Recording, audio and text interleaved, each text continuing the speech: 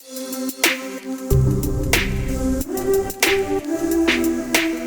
आते हैं अपने तीसरे क्वेश्चन पे। तीसरे क्वेश्चन में क्या कह रहा है, 3 सेट दिया हुआ है ए बी सी, और क्या कह रहा है, B sets such that A union B is equal to A union C, and दूसरा कंडीशन क्या दिया हुआ है, A intersection B is equal to A intersection C. ठीक है, ये जनरली 2 मेथड से सॉल्व किया जा सकता है। हम सब शो क्या करना है, b इज इक्वल टू सी होना चाहिए। अगर ये 2 कंडीशन दिया हुआ है, पहला ये और दूसरा ये कंडीशन अगर दिया हुआ है, तो b इज इक्वल टू सी होना चाहिए। ठीक है, तो इस क्वेश्चन के पहले कुछ नोटेशंस हैं जो कि रिकॉल करना चाहेंगे हम सब। पिछले क्लासेस में मैंने बताया था, अगर a is subset of b दिया है, ठीक है, अगर a is subset of b दिया हुआ है, तो अगर हम मानते हैं x कोई एलिमेंट है a का, और ये कंडीशन हम सबको दिया हुआ है, तो इसको क्या लिखते थे, this implies x is also element of b। ठीक है, या अगर ये दिया हुआ है तो ये दोनों वाइस वर्सा। कंडीशन अगर a is subset of b दिया हुआ है तो ये फॉलो करेगा, अगर ये कंडीशन दिया हुआ है तो a is subset of b होगा। ठीक है, और क्या कंडीशन था, a union b। a union b का सेट बिल्डर फॉर्म से कैसे लिखते थे, a यूनियन b के अंदर जो भी एलिमेंट आएगा क्या होगा, नहीं तो a का एलिमेंट होना चाहिए, नहीं तो b का। तो x is element of a, और या तो एलिमेंट होगा सेट a का, या एलिमेंट होगा सेट b का। ठीक है, यूनियन के लिए ये कंसेप्ट आता था। इंटरसेक्शन के लिए क्या आता था, इंटरसेक्शन में क्या कंसेप्ट आता था, x a का भी एलिमेंट होना चाहिए और b का भी एलिमेंट होना चाहिए। ठीक है, मतलब जो दोनों कंडीशन सेटिस्फाई करेगा वो इसके अंदर आता था। 2 और कंडीशन थे डिफरेंस का, a माइनस बी, एंड ये 2 और नोटेशन आते थे। क्या कंडीशन रहता था, इसमें जो भी एलिमेंट आएगा वो a से बिलोंग करना चाहिए और b से बिलोंग नहीं करना चाहिए। तो ये कुछ नोटेशंस हैं जो कि आपको आगे जितना भी क्वेश्चंस आएगा, चाहे मिसलेनियस का हो या सेट में जितने भी टफ क्वेश्चंस आते हैं, वो इन सब चीज़ को ध्यान में रख के आराम से सॉल्व हो सकते हैं। ठीक है, अब हम सब क्वेश्चन पे आते हैं। क्वेश्चन में क्या कह रहा है हम लोगों को, b इज इक्वल टू सी होना चाहिए। हम सब इक्वल सेट का प्रॉपर्टी पढ़े थे, क्या प्रॉपर्टी था, दो सेट इक्वल कब होगा, if b is subset of c and c is subset of b। अगर ये दोनों कंडीशन सेटिस्फाई करेगा तब ये कंडीशन आ जाएगा b is equal to c। 2 set equal तभी होगा जब ये दोनों कंडीशन सेटिस्फाई करें, मतलब b होना चाहिए सबसेट c का और c भी होना चाहिए सबसेट b का। ठीक है, इसी कंडीशन को हम सब आगे लेके चलते हैं। मान लेते हैं लेट x कोई एलिमेंट है जो कि b का है, let x is element of b। ठीक है, x कोई b का एलिमेंट है। 2 कंडीशन क्या दिया हुआ है, a intersection b, a intersection c, और ये कंडीशन दिया हुआ है। तो x अगर b का एलिमेंट होगा तो b यूनियन a का भी एलिमेंट होगा। तो लिख सकते हैं x is also element of a union b। अगर b के अंदर एलिमेंट आ रहा है तो a यूनियन b के भी अंदर आएगा।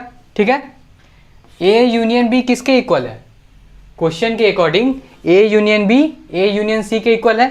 तो उस कंडीशन से यहाँ ये भी लिख सकते हैं a is subset of a union c। ठीक है, पहला कंडीशन यहाँ से आगे हम सब पहले सपोज किए हैं x is element of b होना चाहिए, फिर वही एलिमेंट a यूनियन b के भी अंदर आएगा। ये इसलिए लिखा है क्योंकि a union b is equal to a union c है।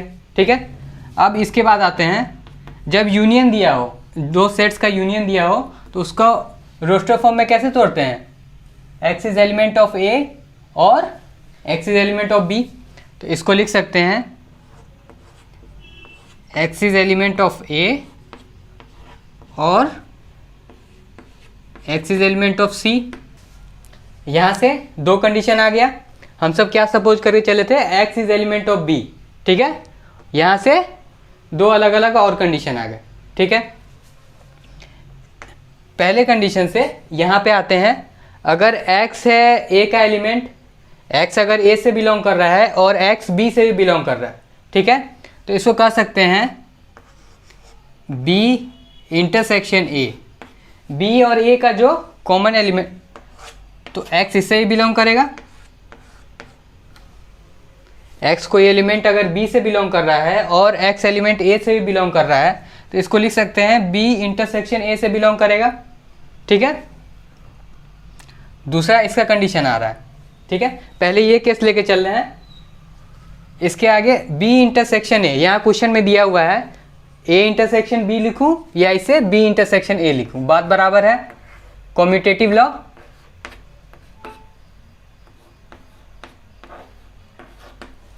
ये दोनों चीज सेम है कॉम्यूटेटिव लॉ से, ठीक है। इसको हम सब लिख सकते हैं x is element of a intersection c, ठीक है। अगर दो सेट दिया हुआ है जिसका इंटरसेक्शन किया हुआ है, मतलब इन दोनों का कॉमन एलिमेंट आएगा एक जगह। तो x अगर a इंटरसेक्शन c का एलिमेंट है तो x c का भी एलिमेंट हो गया, ठीक है। हम सब कंडीशन क्या लेके चले थे, x is element of b, x is element of b, और यहाँ पे क्या कंडीशन आया, this implies x is element of c। तो इस कंडीशन से अगर a is subset of b दिया हुआ है, तो यहाँ पे कंडीशन क्या आया, x is element of a, this implies x is element of b, ठीक है। तो यहाँ के कंडीशन से क्या दिख रहा है, हम सब सपोज किए थे अगर एलिमेंट होगा b का, हम सब रिजल्ट आया ये। तो हम सब लिख सकते हैं इस कंडीशन से, हम सब लिख सकते हैं if x is element of b, this implies x is element of c, therefore b is subset of c। ये कंडीशन आ गया, ठीक है। दूसरा क्या कंडीशन था, और x is element of c। तो अगर x, ये सेम कंसेप्ट आ गया यहाँ पे, यहाँ से भी सेम कंसेप्ट आया, यहाँ से भी सेम कंसेप्ट आया, तो दोनों कंडीशन में b सबसेट ऑफ c आ गया, ठीक है। अब दूसरा कंडीशन हम सबको ये सॉल्व करना है, c is subset of b भी होना चाहिए, ठीक है। तो दूसरे कंडीशन से अगर हम सब सपोज करके चलते हैं, लेट कोई दूसरा नंबर है, ठीक है, इसका एलिमेंट x माना था मैंने, सपोज किया था कोई दूसरा नंबर है y, जो कि है एलिमेंट c का, c सेट है हमारे पास, मान लिया हम सब y कोई एलिमेंट है c का, ठीक है। इस कंडीशन से अगर हम आगे बढ़ेंगे तो y is also element of a union c। Same यही कंडीशन हर जगह लग रहा है, ठीक है। a यूनियन c का कंडीशन आएगा, a यूनियन c किसके इक्वल है, a union c a union b के इक्वल है, लिख सकते हैं a यूनियन b, ठीक है। इस कंडीशन से क्या आया, इसको किस टर्म में तोड़ा जाता है, और के टर्म में लिखा जाता है, तो y is element of a, नहीं तो a का एलिमेंट होगा, नहीं तो b का एलिमेंट होगा। ये कंडीशन, अगर यूनियन दिया हुआ है तो उसको रोस्टर फॉर्म में तोड़ने का क्या कंडीशन, ये आ गया। अब यहाँ पे दो केस बन जाता है, जैसे यहाँ पे दो केस बना था, ठीक है।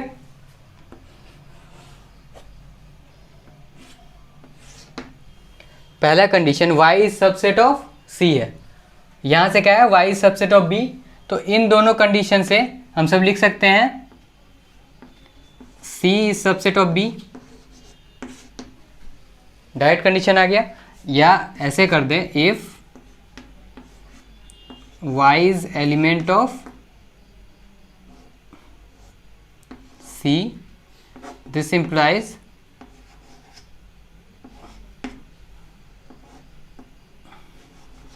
y is element of b। तो इस कंडीशन में क्या आ गया, c is subset of b, ठीक है। दूसरा केस ये था, दूसरा केस ये था। इसमें आगे चलते हैं। अगर y है सेट A का एलिमेंट, ठीक है, इसको हम सब लिख सकते हैं y इज एलिमेंट ऑफ, ये C था, ये A है, A इंटरसेक्शन C। इन दोनों कंडीशन से ये आ गया y इज एलिमेंट ऑफ, क्योंकि y C से ही बिलोंग कर रहा है, y A से ही बिलोंग कर रहा है। A इंटरसेक्शन C किसके इक्वल है? A intersection C A intersection B के इक्वल है। तो इसलिए लिख सकते हैं y is element of A intersection B, ठीक है। तो इस कंडीशन से भी क्या आ गया, y is element of B। और सेम एज इट इज जो यहाँ का कंडीशन बना है वही यहाँ का कंडीशन बना है, therefore C is subset of B, ठीक है। तो दोनों केस से हम सबको प्रूव हो गया कि यहाँ B is subset of C है and C is subset of B है, ठीक है। दोनों केस से प्रूव हो गया। इसके आगे क्या कंडीशन बनेगा, इसके आगे लिख सकते हैं if B is subset of C and C is subset of B, this implies B is equal to C, ठीक है। ये एक आ गया कंडीशन, इससे आराम से आप प्रूव कर सकते हैं, ठीक है।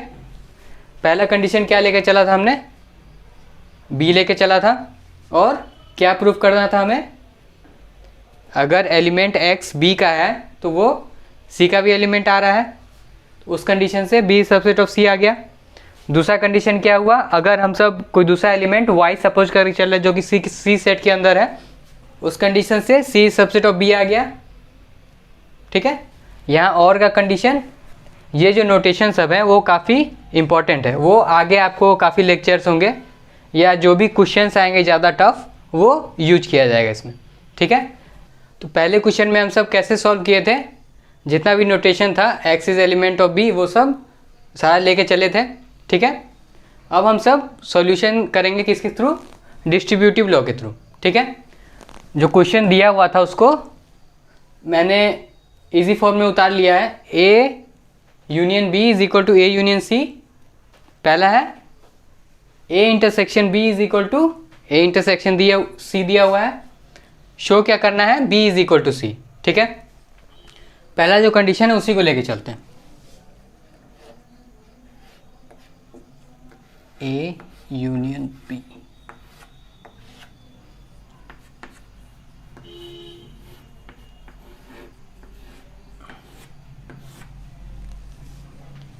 ये नोटेशन एज इट इज उतार लिया मैंने, ठीक है। इसके साथ हम सब इंटरसेक्शन कर देंगे सेट C का, तो इधर इंटरसेक्शन होगा तो इधर भी इंटरसेक्शन होगा, ठीक है। अगर दो सेट इक्वल दिया हुआ है तो दोनों साइड किसी तीसरे सेट का इंटरसेक्शन अगर कर दें, मतलब इन दोनों, तो कॉमन एलिमेंट सेम रहेगा, तो कोई चेंज नहीं आया इक्वेशन में, इक्वल रहेगा दोनों तरफ से, ठीक है। अब इसके आगे चलते हैं। बोला है डिस्ट्रीब्यूटिव लॉ कैसे लगेगा, यूनियन डिस्ट्रीब्यूट्स ओवर इंटरसेक्शन, दोनों साइड वही कंडीशन आ रहा है, तो क्या कहेंगे यहाँ पे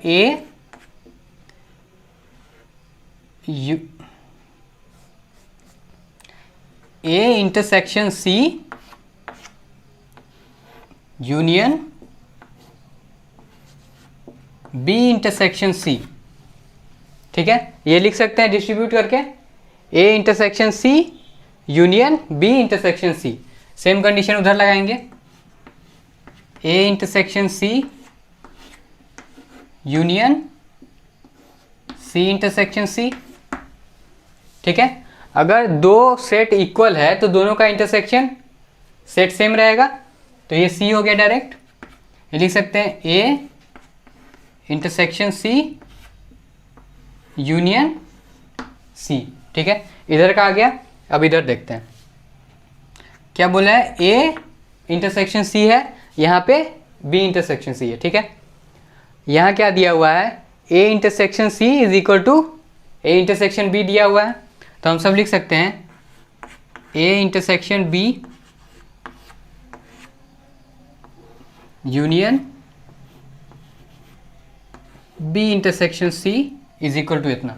ठीक है, अब यहाँ की कंडीशन में देखिए, अगर ए और सी दो सेट है, उन दोनों का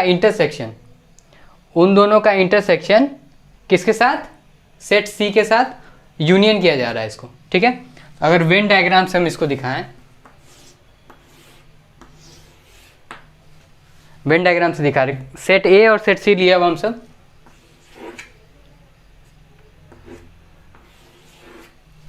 ये सेट ए है, ये सेट सी है। ठीक है, ए इंटरसेक्शन सी क्या हो गया, ये वाला पोर्शन कॉमन एलिमेंट, उसके साथ यूनियन करना है सी का, तो ये सी का पूरा एरिया।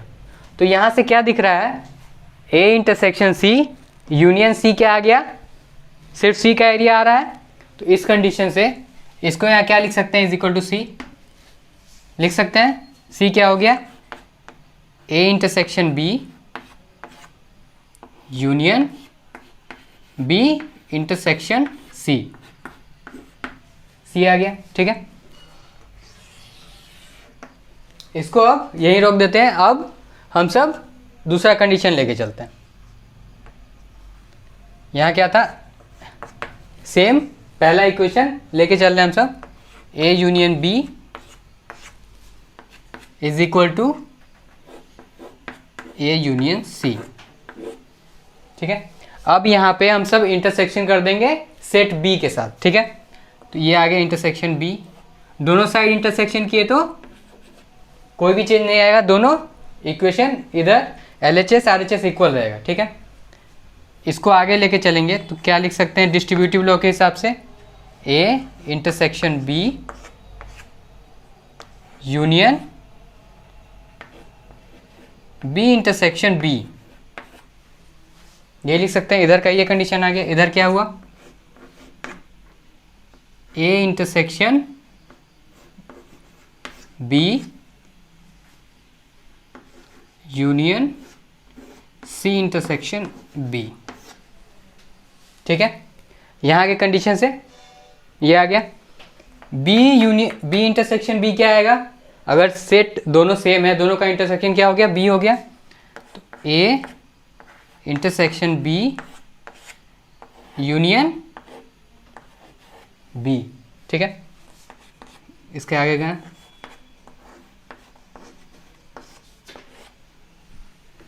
ये सी इंटरसेक्शन बी लिखे या बी इंटरसेक्शन सी लिखे, कंडीशन सेम आएगा, कम्यूटेटिव लॉ। ठीक है, अब यहाँ से देखिए, ए और बी का इंटरसेक्शन किसके साथ यूनियन करना है, सेट बी के साथ। सेम कंडीशन वेन डायग्राम से यहाँ देखिए, अगर ये सेट ए है, ये सेट बी है।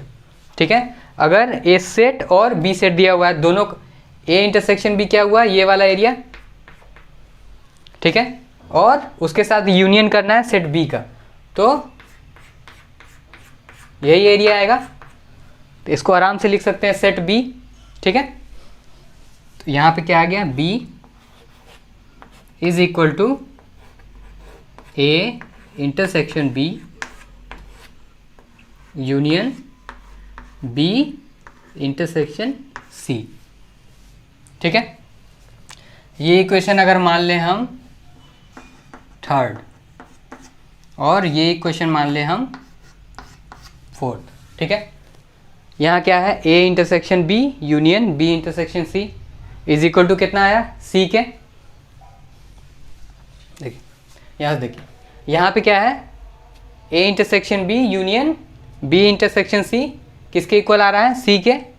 सेम इक्वेशन किसके इक्वल आ रहा है, बी के। तो यहाँ क्या लिखेंगे, फ्रॉम इक्वेशन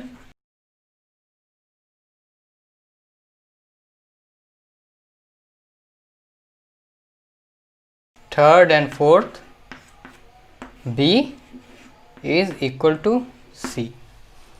ठीक है, दोनों कंडीशन से बी और सी सेम हो गया, आपका आ गया। ठीक है, तो अगले क्वेश्चन पे चलते हैं हम लोग। अगला क्वेश्चन क्या है, क्वेश्चन नंबर 4।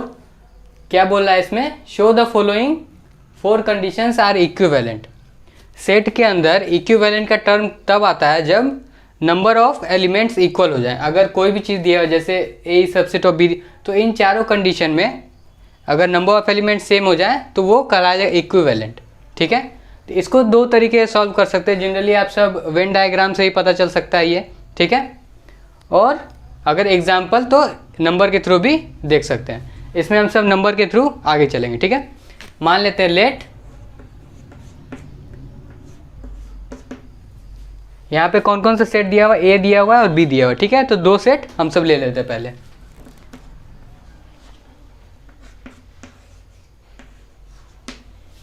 एक सेट ले लिए 1 2। ठीक है, पहला कंडीशन के इक्वल हम सब कर लेंगे, उसके बाद बाकी तीनों चेक करेंगे कि इक्विवेलेंट है या नहीं है।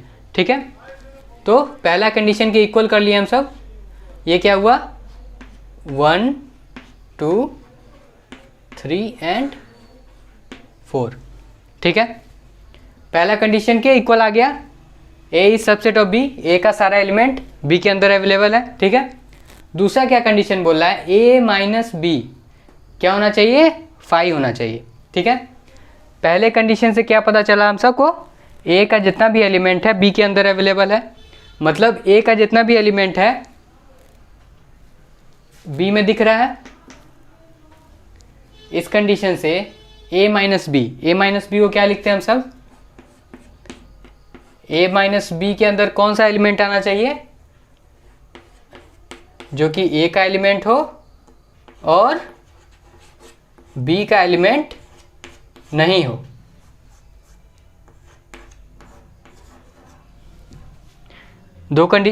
ए माइनस बी का ये कंडीशन बनता है, इसमें ए का एलिमेंट आना चाहिए x belong to A and x not belong to B. यहाँ पहले कंडीशन से क्या बोला हम सबको, ए का सारा एलिमेंट बी में है, तो ए का सारा एलिमेंट बिलोंग कर रहा है, तो ये आपको 5 आ गया। ए का जब सब एलिमेंट बी के अंदर है तो ए माइनस बी करेंगे तो कोई भी एलिमेंट नहीं बचेगा, तो उस कंडीशन से ये सेटिस्फाई हो गया। ठीक है, तीसरा कंडीशन पे आते हैं, ए यूनियन बी कितना होना चाहिए,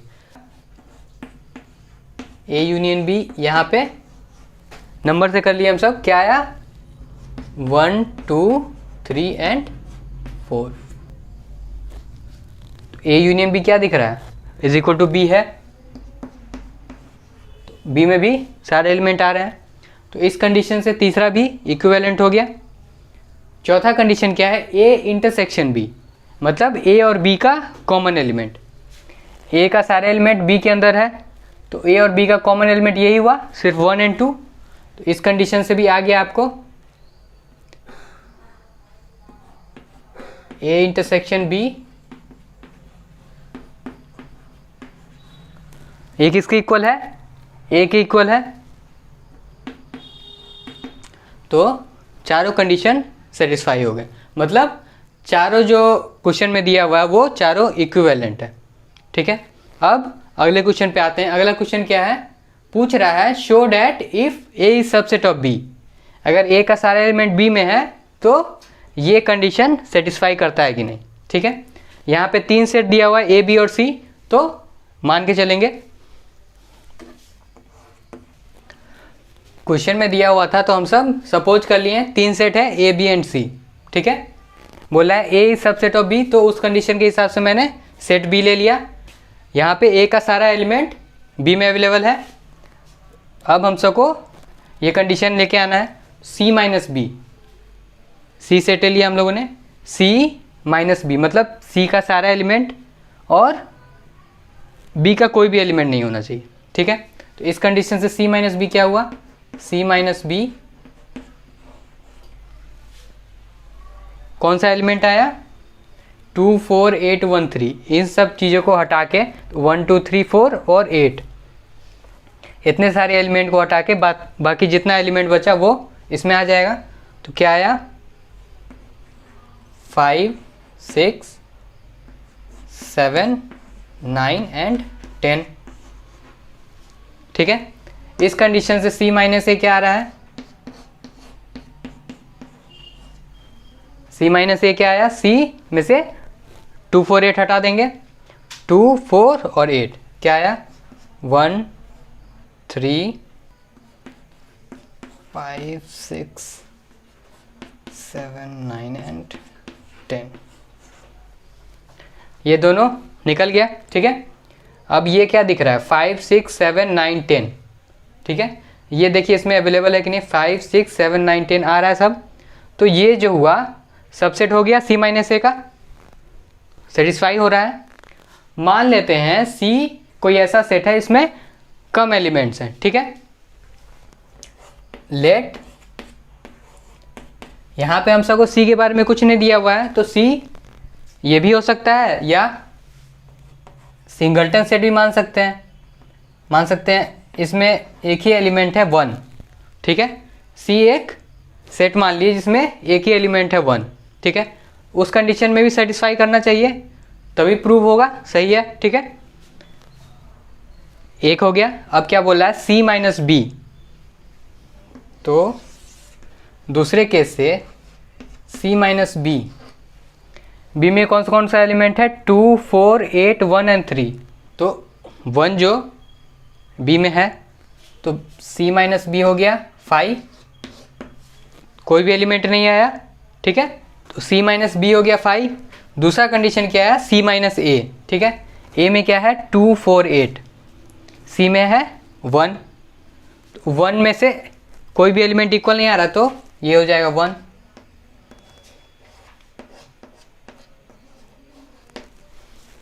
ठीक है, अब 5 जो है किसी भी सेट का सबसेट होता है, तो इसको आराम से लिख सकते हैं इस कंडीशन से 5 सबसेट ऑफ C माइनस ए। तो एलिमेंट्स चाहे ज़्यादा रहें या कम रहें, सारे कंडीशन के लिए क्या आ रहा है? ये फॉलो कर रहा है।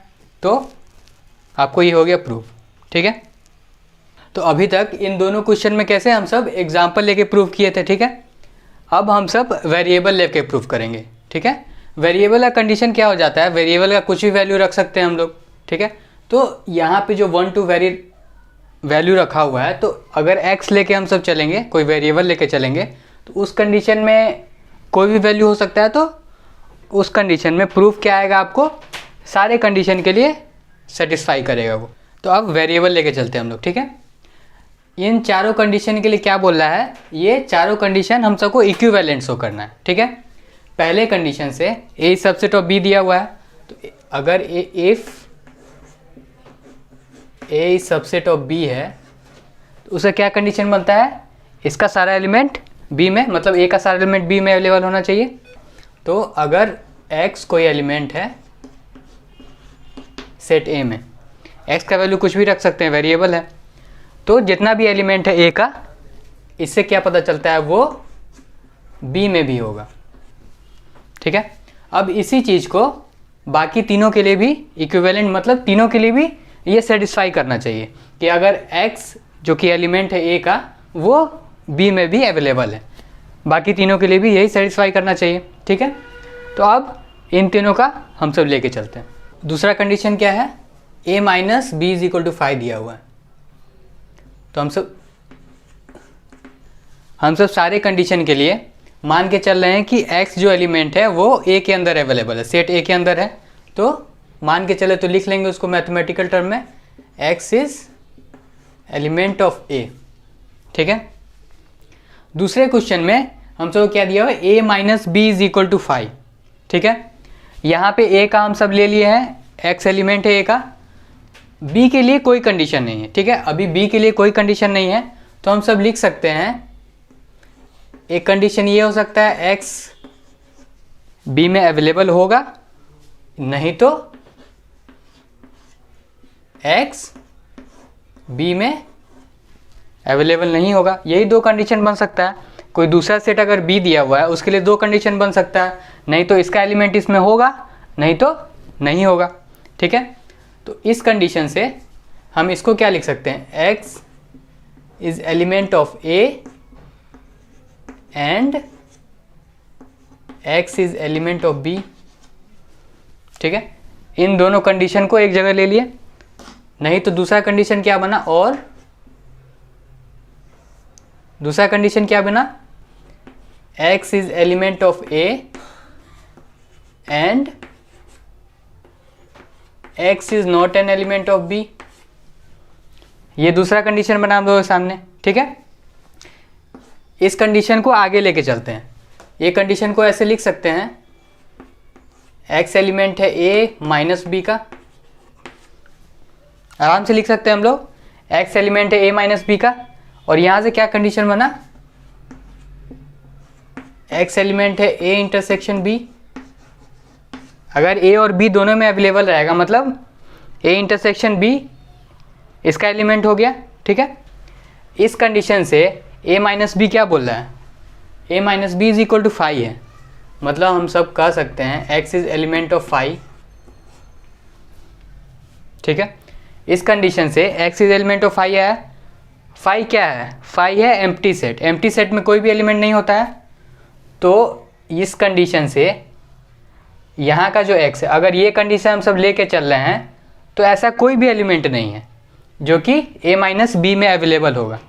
ठीक है, तो सेटिस्फाई क्या किया, A इंटरसेक्शन B में होगा। फिर ये कंडीशन तो फॉल्स हो गया हर तरह से, क्योंकि कोई एलिमेंट ही नहीं है इसके अंदर। तो ये कंडीशन आगे नहीं बढ़ा। इस कंडीशन में क्या बोला है, A इंटरसेक्शन B का एलिमेंट है x, मतलब A में भी है और B में भी है। ठीक है, तो इस कंडीशन से, इस कंडीशन को हम ये लिख सकते हैं, स्टार्ट क्या कहते हैं, if x is element of A, और रिजल्ट क्या है हम सबको, x B में भी अवेलेबल है। This implies x is element of B। तो कंडीशन आ गया A is subset of B। दूसरे क्वेश्चन से भी सेम कंडीशन आ गया, A is subset of B आ गया। अब तीसरे क्वेश्चन को लेके चलते हैं हम लोग। तीसरे क्वेश्चन में क्या दिया हुआ है, A union B is equal to B। ठीक है, सबके लिए सेम कंडीशन सपोज करके चल रहे हैं हम सब। Let x is element of set A।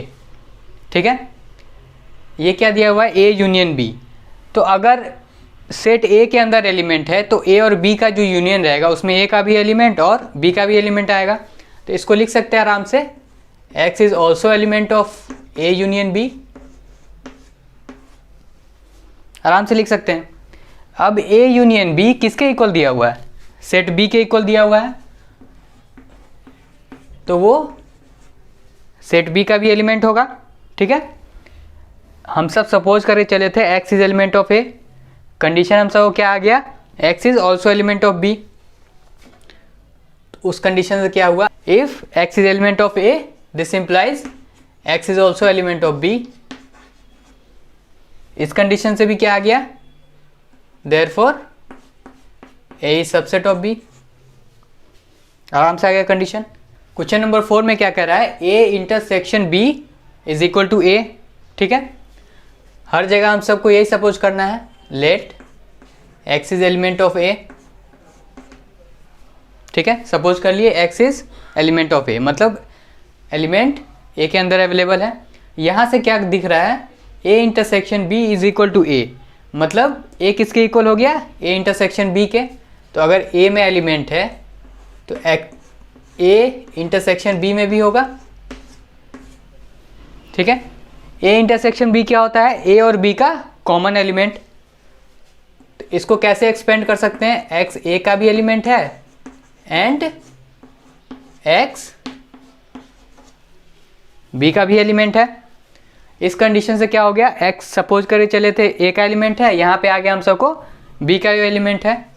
So if x is element of A, this implies it is also element of B, therefore A is subset of B। तो चारों condition के लिए